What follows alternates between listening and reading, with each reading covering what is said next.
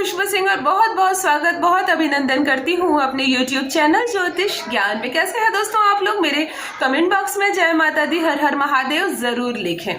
दोस्तों सीरीज चल रही है अप्सरा साधना की, भी बहुत सारी साधनाएं बाकी हैं। मैं बहुत सारी साधनाएं लेकर आई हूँ आप लोगों के लिए।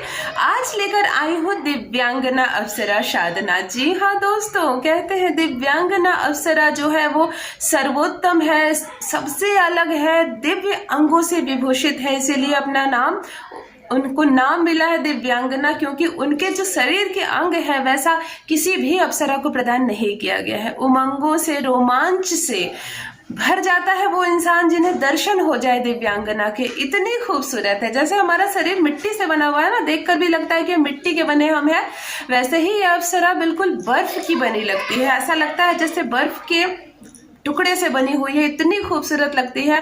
कई साधकों ने अपना अनुभव भी शेयर किया है कि दिव्यांगना अप्सरा बेहद खूबसूरत है, सभी अप्सराओं से अलग है इनका अंग, इसीलिए दिव्यांगना नाम से ये जानी जाती है। इनका काम है सौंदर्य देना, वाणी में माधुर्यता देना, संपर्क बनाना, बढ़ाना, शरीर में आकर्षण पावर बढ़ाना, धन देना, सुख समृद्धि की भी ये देवी होती है। आइए बात करते हैं इनके पिछले जन्म की। थोड़ी सी 2 लाइन में जान लेते हैं कि वैशर्वा ऋषि जो उनके पिता का कोई संकल्प अधूरा रह गया था, एक तपस्या अधूरी रह गई थी, तो उन्होंने अपने पुत्र विशर्वा ऋषि से कहा कि तुम इस तपस्या को पूरी करो। अपने पिता की बात मान के विशर्वा ऋषि तपस्या करने के लिए बैठ गए। हजारों लाखों साल की तपस्या होती थी पहले जमाने में, तपस्या तो कर रहे थे, लेकिन दिव्यांगना अप्सरा की एक दिन भ्रमण करते वक्त विशर्वा ऋषि पर नजर पड़ गई। विशर्वा ऋषि बिल्कुल यंग थे, स्मार्ट थे, मैं आज की भाषा में कह दूं, और इनका मन डोल गया। इनको इच्छा हुई कि मैं इनसे प्रेम करूं, मैं इनसे विवाह कर लूं। इनकी तपस्या को भंग करने के पीछे वो लग जाती है, लेकिन विशर्वा ऋषि की तपस्या बहुत मजबूत थी, बहुत कठिन थी, कोई भी मामूली इंसान उनकी तपस्या को भंग नहीं कर सकता था। लेकिन दिव्यांगना अप्सरा, मैंने कहा ना, सबसे ज्यादा खूबसूरत थी। नृत्य की कला में भी उनका कोई जवाब नहीं।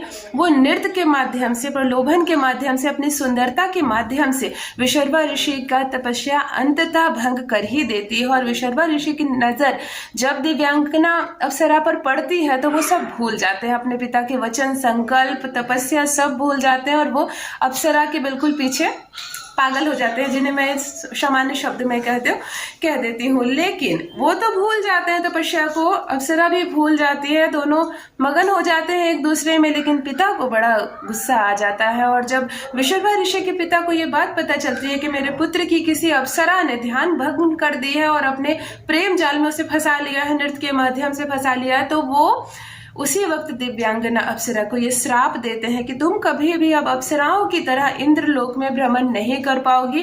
तुम्हारा जन्म मानव रूप में धरती पर हो जाएगा, और पूरी जिंदगी, पूरी जब तक दुनिया रहेगी, धरती रहेगी, तुम खुशबू के रूप में, सुंदरता के रूप में जाने जाओगी, लेकिन भटकती रहोगी पृथ्वी पर। और जो भी तुम्हारी साधना करेगा वो तुम्हें देख पाएगा, पा सकेगा, लेकिन तुम अन्य अप्सराओं की तरह इतनी अच्छी अलग अंगों से विभूषित होने के बावजूद भी इंद्रलोक में नहीं जा पाओगी। तब से दिव्यांगना अप्सरा धरती पर भ्रमण करती है। ये एकमात्र अप्सरा है जो धरती पर भ्रमण करती है, इसीलिए इन्हें साधना थोड़ा सा अन्य अप्सराओं की अपेक्षा आसान है, बड़ी सरल है, सौम्य है, क्रोध बिल्कुल नहीं है इसमें। मैंने कहा ना, इसमें चुंबकीय शक्ति है। ये जब आप इनकी साधना करेंगे तो कभी खुशबू के रूप में, तो कभी आपके शरीर को किसी ने हाथ लगाया, ऐसे टच का एहसास भी होता है, कभी पायल की भी झनक होती है, पर ज्यादा करके खुशबू के रूप में इन्हें जाना जाता है कि ये बहुत अच्छी भेनी खुशबू के रूप में हमारे सामने आती है।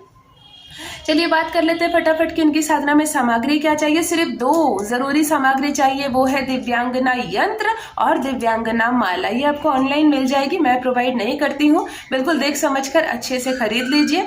दिव्यांगना यंत्र को आपने लाल कलर की चौकी पर स्थापित कर दिया। दिव्यांगना माला को भी आप प्राण प्रतिष्ठा किया हुआ मंगाएंगे, बहुत अच्छी बात है, फिर भी आप भी उसे प्राण प्रतिष्ठा थोड़ा कर ले, रख ले। एक मुट्ठी अक्षत भर कर चावल का एक ढेर बनाए और उसमें एक बड़े साइज की गोल सुपारी बिठा दे।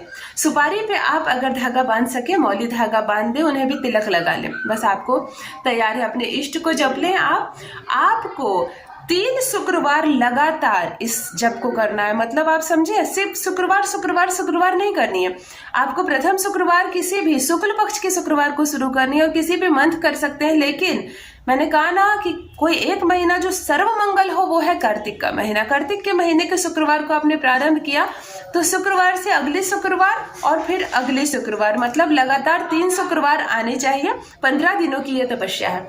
आपने पूरी कर ली 15 दिन। मैं मंत्र आपको अच्छे से बता देती हूँ। इसी मंत्र को आपको जप करना है। हाथ जोड़कर देवी से कहना है कि हे देवी, मेरे शरीर में जो भी कमी है, मेरे जीवन में जो भी कमी है, जो दरिद्रता है, जो सौंदर्य में कमी है, जो आकर्षण में कमी है, जो चुंबकीय शक्ति कम हो गई है, वो जो मुझ में खुशबू की कमी है, वो पूरी हो जाए, वो बढ़ जाए।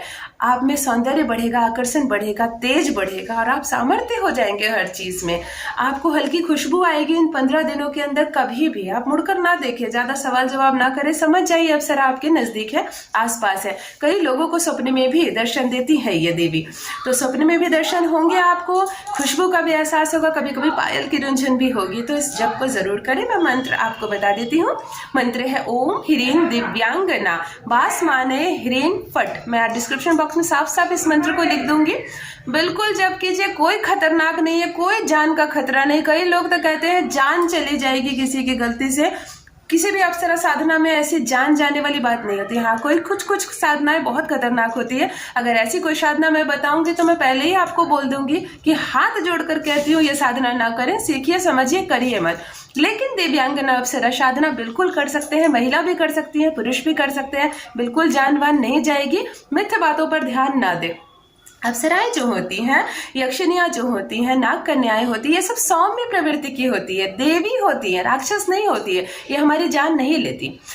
मैंने पहले भी कहा, आपको जब भी अप्सरा साधना हो, माँ रूप में साधिए। सहेली, बहन क्या होती है, हमारी कॉम्पिटिटर हो जाती है। जो हमें चाहिए वो उन्हें भी चाहिए, छीना छीनी होती है, झगड़े होते हैं। लेकिन माँ से कुछ नहीं होता ना, माँ सिर्फ देती है, हमें माफ करती है। इसीलिए जब भी आप अप्सरा साधना करें, यक्षिणी की साधना करें, माँ रूप में करें। तो अगर छोटी मोटी हमसे भूल हो जाती है मंत्रों में, पूजा की विधि में, तो हम बाद में उनसे क्षमा मांग लेंगे कि हमें बालक बालिका समझकर माँ हमें क्षमा करना, हमें ये सब देना।